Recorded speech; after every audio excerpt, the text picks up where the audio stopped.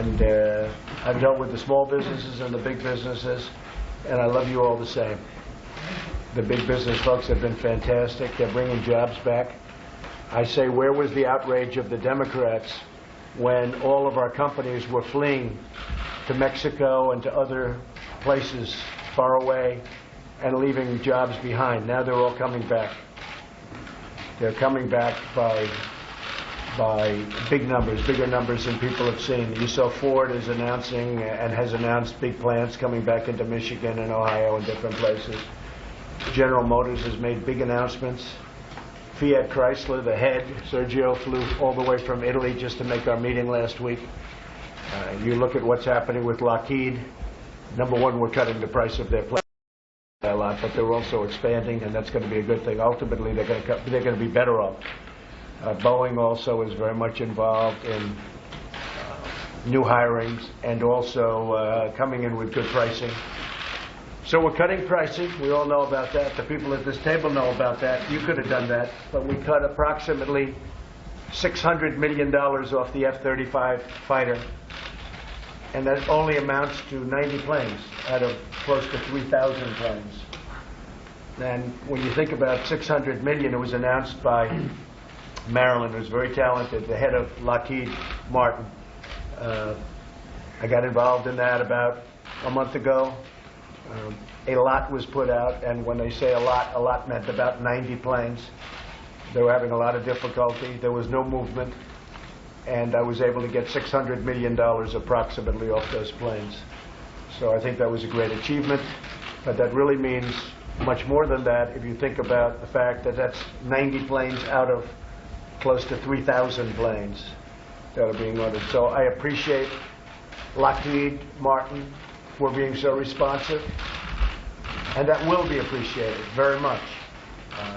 I appreciate Boeing for coming in and competing, and now they'll be competing during the process for the rest of the planes, because there are thousands of more planes coming. We have a lot of planes coming.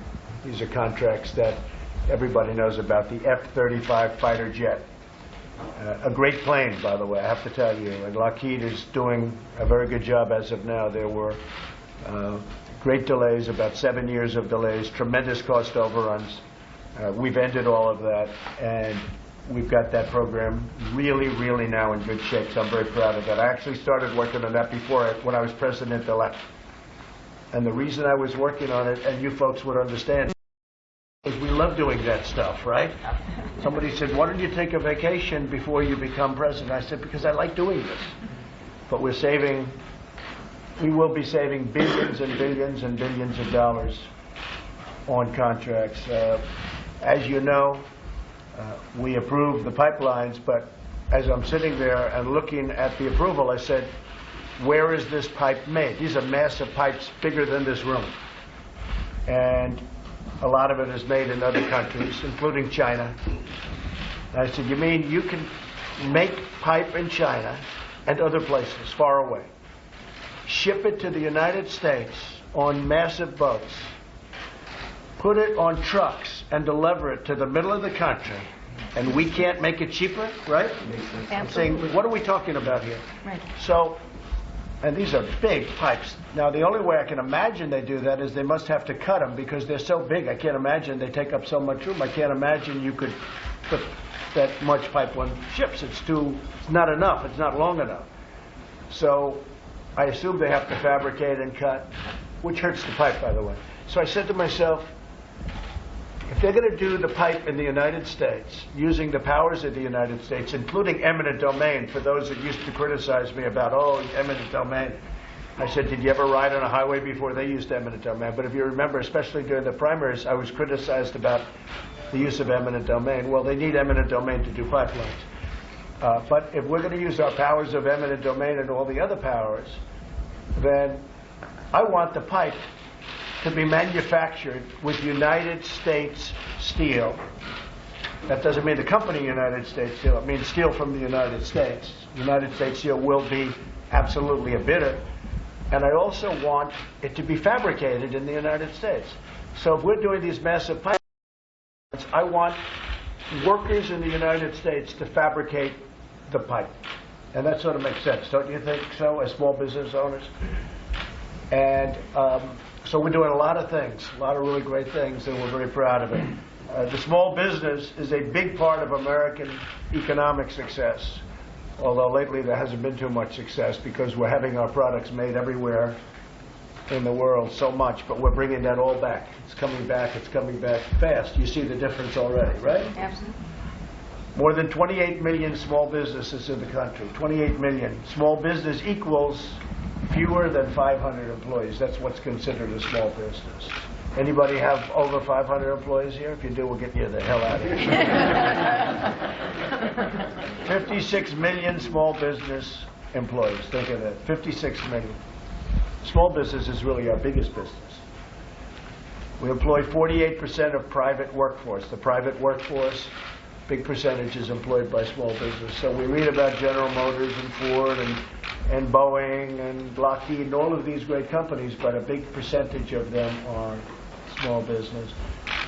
We want to make life easier for these small business owners. That's what we're here for today. Last week we had the big businesses. This week coming we have the really, really big businesses set up by Steve Schwarzman, great Wall Street person, man who's done a great job. We have the greatest businesses they're set up, and that's happening very soon.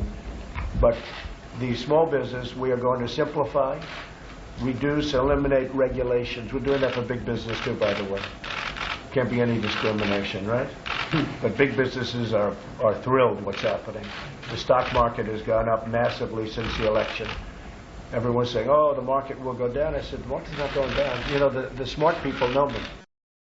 Business people know me. They know what I'm about. So the market went massively up. In fact, when I was elected, a lot of the really smart people went out and bought a lot of stock. And they've been rewarded. We want to simplify and lower taxes, unless you'd rather have high taxes, right? So small business owners can spend more time and money finding and responding to customers and expanding markets. They have more money and more opportunities to hire more employees. So essentially we're getting rid of regulations to a massive extent. Could be as much as 75%. Could be even slightly more than that. We're going to have great protection for the consumer. We have to. But we don't need 97 different rules to take care of one element. Their individual economic success will support American success. We want to end the unfairness between small and big business caused by regulation. Regulation has actually been horrible for big business, but it's been worse for small business. Plus, small business can't hire the kind of talent that the big businesses can hire. So it's really very unfair. Big business so often can afford compliance with the costly new regulations, but I don't want them to. I want them to build new plants and sell more cars. We're going to be doing tremendous favors. If you saw the head of Ford and the head of General Motors leaving here last week, they couldn't believe. One of them said one of the greatest meetings we've ever attended. The unions were here last week, the workers, representing workers, whether it's union or not. They said it was the single greatest meeting they've ever had. That was a nice statement. I didn't tell them to say that, but it was a nice statement. But I understand what that means. It's unfair to small business. Small business has been treated very, very badly. As you people know better than anybody, it's almost impossible now to start a business, and it's virtually impossible to expand your existing business because of regulations. And because of the banks don't loan you money. You know, Dodd-Frank is a disaster. We're going to be doing a big number of Dodd-Frank. So that's one big reason why I'm taking this action, and I'll be taking an action later this morning. If you'd like, you can join me at the signing to begin our effort to dramatically reduce federal regulations, and we'll be reducing them big league, and their damaging effects on our small businesses, our economy, our entrepreneurial spirit.